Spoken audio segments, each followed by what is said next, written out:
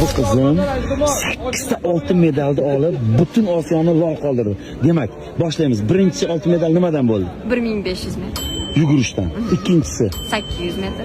uchinchisi 400 metr. to'rtinchisi 200 metr. beshinchisi 100 metr. oltinchisi Yadro uloqtirish. boshqa turda ham qatnashdingizmi? Yettinchisi Balandlikka sakrash. ya subhanalloh. Sakkizinchisi Uzunlikka sakrash. ya ana murabbiylar keldilar. Akajonim Muxtorxon aka, qarang, 8 ta oltin medal.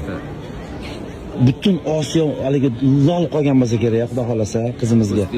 Ko'z tegmasin. Hammasi muhtaram prezidentimizni sportga berib turgan imkoniyat natijasi. Rahmat. Sizlarga ham kattakon rahmat. Ota yo'qolgan keldim. Ana. Asal.